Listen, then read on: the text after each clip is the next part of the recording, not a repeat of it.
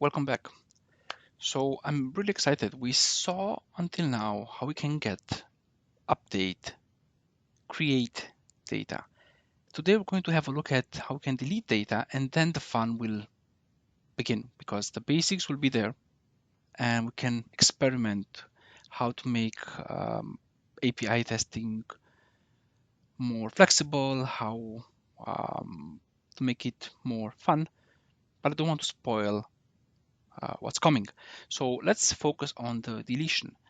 So for our deletion, we have here the example. We will need to do a delete call to a specific endpoint. So it's basically we're indicating which booking we want to delete. And if we have a look at the example, we will need again to have our token generated. I say again because we did that in the previous video where we generated tokens in order to in order to be able to make this this call. So in Postman, I have already copied the information, or I already created the call. I can fastly do it again. So using this nice trick here. So we just copy the curl. In Postman, we go to File, Import, Raw Text. Just click Next, Next, Next if you want. And okay, we will send it now. We get forbidden because we don't have the token, but this is basically the code that we want. So let's go a little bit in IntelliJ and write what we're going to do. So we have our delete tests. As always, you will find a link in the description to the remote repository where all the code is present. You just need to either download it, fork it. It's a Maven project to get all the dependencies. You build it and then you can follow along. So we will need to again generate our token, perform the deletion, and then check if the booking was deleted. And how can we check that? Well, basically, if we go to this get booking and just make a get here, and we say booking number 1. So now it found it. In case it doesn't find a booking, so if we do 155, it will get a 404 and a not found. So we will check that we get a 404, which is the most well-known, I would say, response code. Okay, so we have here our part. For the token, I'm just going to copy what we did in the previous video. I'm not going to go over again, but I'm going to explain what we did here. So basically, we have a method which runs before the tests, and it gets the token. It calls on this endpoint here with a username and a password, and it gets the token. And afterwards, we're calling this function, and we're receiving the token.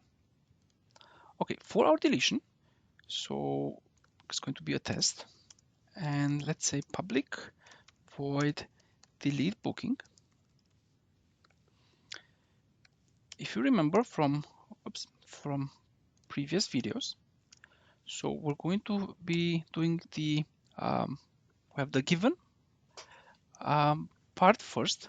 So in the given, in order to speed things up, once you have everything in Postman, you can just go to this code section and you can just copy the headers. And as we did before, for the token, we're going to change the formatting a little bit so that we have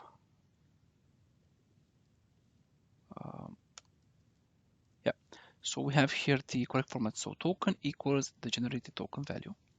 And once we have that, we can then perform the post. The delete in this case. Perform the delete. We call the URL that we want to for the deletion. So we want to delete the first entry. And once that is done, we just want to check that we have a status code of, I think it's 201. And this will basically perform the deletion. Let's just experiment a little bit. We put a breakpoint here, and we will debug the delete tests. I'm doing this just to get the token.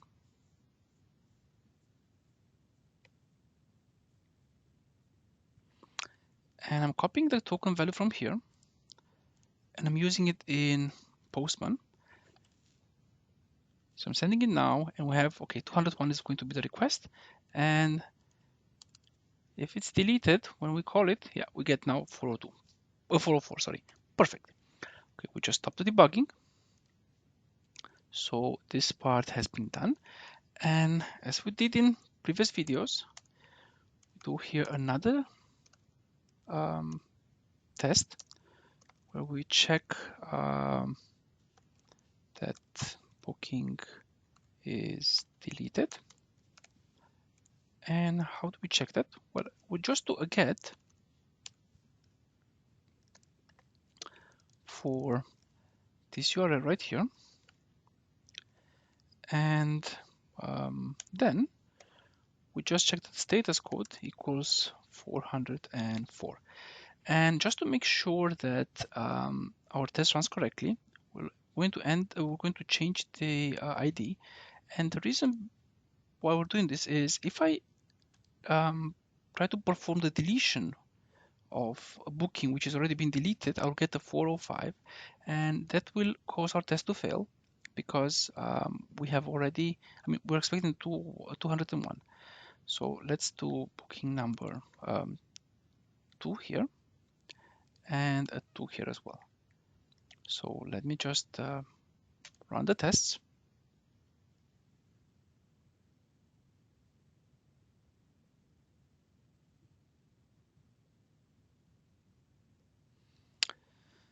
Okay, the deletion has been performed. Yeah, but I think since we didn't include any priority, and the tests are executed one after the other, or in alphabetical form, that's why this failed. If we would run this part here separately, we would see that it passes.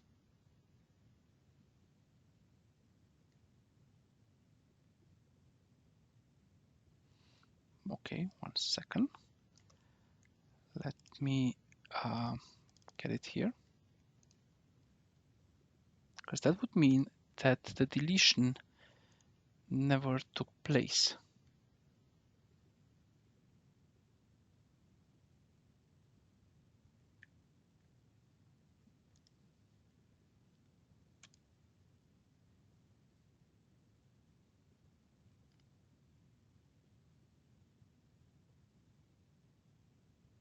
Okay, the deletion happened, and now we run this.